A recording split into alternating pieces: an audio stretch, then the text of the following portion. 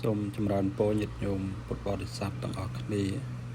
ញាតិញោមឥឡូវនេះយើងមកទស្សនាវីដេអូបន្តថ្មីមួយទៀតកាលពីវីដេអូមុនអាត្មាបានបង្ហោះនៅទីកន្លែងដែលព្រះសម្មាសម្ពុទ្ធព្រះអង្គទ្រង់ប្រេកនិព្វាននៅក្រុងកុសិនារាឥឡូវនេះញាតិញោមទាំងអស់គ្នាមក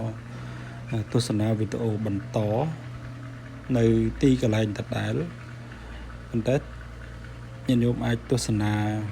នៅទិដ្ឋភាពនិងសកម្មភាពមួយចំនួនទៀតទាក់ទងនឹងទីកន្លែងដែលព្រះអង្គបរិនិព្វានបងហើយញាតិញោមទាំងអស់គ្នាក៏ទស្សនាឲ្យអាចពិចារណានៅធម៌សម្រាប់ជីវិតរបស់ខ្លួនឯងផងដែរបងពីព្រោះអ្វីក្នុងโลกនេះគឺវាអត់ទៀងទាត់ទេមានការប្រែប្រួលទៅវិញជាធម្មតាដូច្នេះការពិចារណាយ៉ាងនេះក៏ជាមេរៀនសម្រាប់ជីវិតរបស់យើងជាមេរៀនសម្រាប់អប់រំផ្លូវចិត្តរបស់យើងកុំឲ្យមានការតក់ស្លុតភ័យខ្លាចជាមួយនឹងសេចក្តីស្លាប់ដែលហុចទៅសូម្បីតែព្រះសម្មាសម្ពុទ្ធព្រមគ្រូនៃយើងក៏ព្រះអង្គទ្រង់រំលត់ខណ្ឌចូលកាន់និព្វានដែរបងហើយយ៉ាងណាមិញយើងទាំងអស់គ្នាហ្នឹងក៏បិទតែនៅមានកិលេសក្នុងចិត្តសន្តានស្លាប់ទៅវិញមានការបដិសន្ធិបន្តភពជាតិកំណើតទៅក៏ដោយក៏យើងអាចពិចារណានៅក្នុងការរស់នៅរបស់យើងដើម្បីជាការចម្រើននៅបុណ្យកុសលក្នុងជីវិតឲ្យកាន់តែច្រើនឡើងបន្តទៅទៀតពីព្រោះបុណ្យកុសលនេះធ្វើឲ្យយើងបានសុខនៅក្នុងជីវិតបច្ចុប្បន្នផង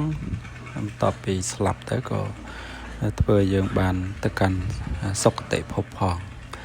ហើយការសន្សំបុណ្យរឿយបារមីរឿយទីបំផុតទៅគង់តែគ្រប់ញាតិញោមបងគង់តែគ្រប់ឧបនិស្ស័យដល់ព្រមនៅក្នុងផតកັບនេះកើតតនព្រះសិអាមេត្រីយើងស្ដាប់ធម៌ព្រះអង្គមួយបាតមួយគាថាធ្វើឲ្យយើងបានអស់នៅអាសវៈធម៌ក៏បានដែរបង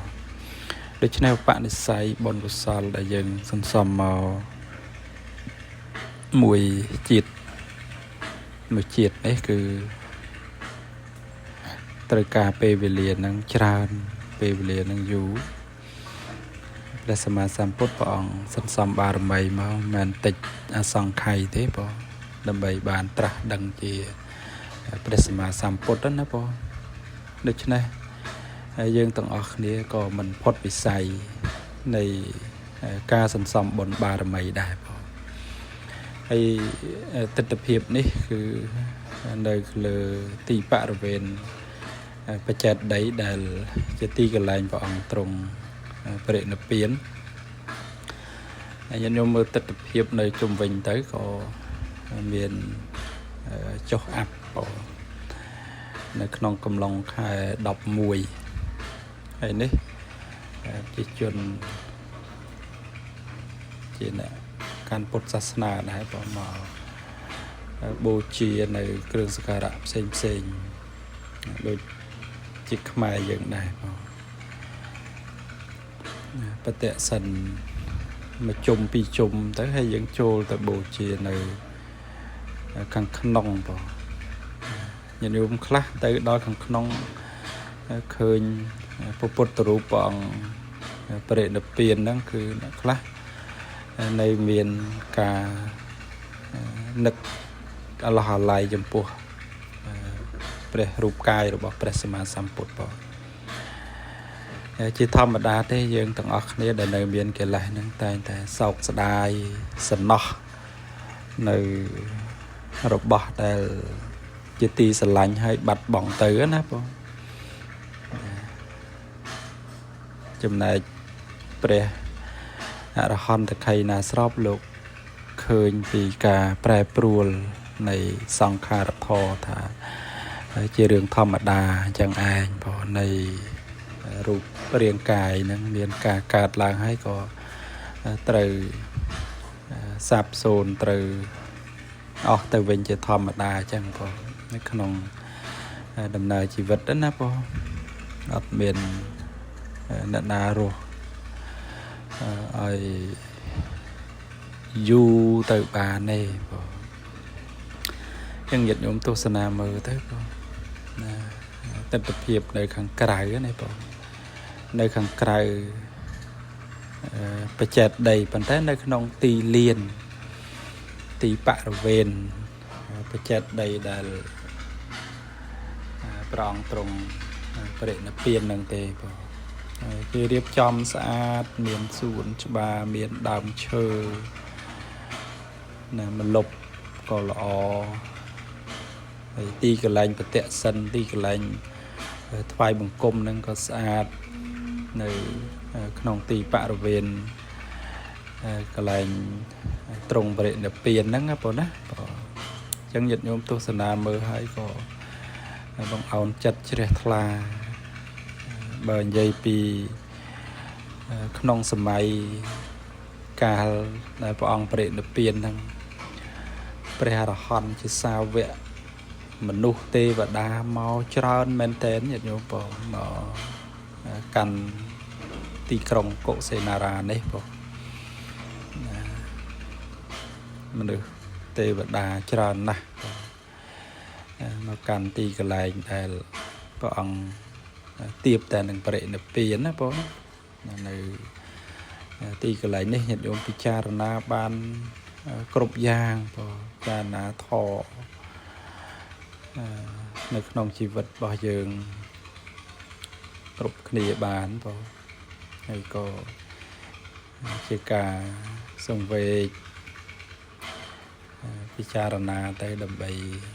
បានការនឿយណាយនៅក្នុង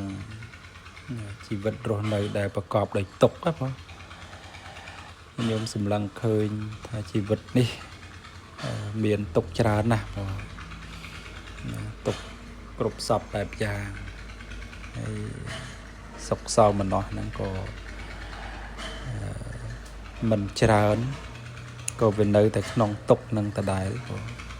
អញ្ចឹងញាតិញោមតាមដានទស្សនានៅក្នុងវីដេអូឃ្លីបមួយនេះនឹងបានជាប្រយោជន៍នៅក្នុងការវឹកហាត់អប់រំផ្លូវចិត្តរបស់យើងនឹងឲ្យបរិបូរណ៍ដោយបុណ្យកុសលញាតិញោមណាបងបរិបូរណ៍ដោយបុណ្យកុសលសន្សំទុកក្នុងចិត្តសន្តានរបស់យើងមួយអង្គម្នាក់រៀងខ្លួនព្រោះបុណ្យកុសលនេះយើងមិនអាចទៅទីពឹងអ្នកណាក្រៅពីខ្លួនយើងទេព្រោះយើងប្រឹងប្រែងធ្វើអំពើដែលជាកុសលគឺដើម្បីសម្រាប់ផ្លូវចិត្តខ្លួនឯងហ្នឹងយើងអត់ទៅសុំពីអ្នកណាបានទេបុណ្យកុសលសេចក្តីសុខហ្នឹងគឺថាមនុស្សម្នាក់ហ្នឹងគឺថាត្រូវតែប្រឹងប្រែងជាយាមដោយខ្លួនឯងបងត្រូវតែប្រឹងប្រែងជាយាមដោយខ្លួនឯងអត់មានទេវតាប្អិនប្រព្រំណាយកបុណ្យបារមីមកបញ្ចូលឲ្យញាតិញោមគុណចាស់គ្រប់ព្រះអង្គនឹងបានអស់នៅកិលេសទេគឺមានតែការខិតខំប្រឹងប្រែងដោយខ្លួនឯងព្យាយាមដោយខ្លួនឯង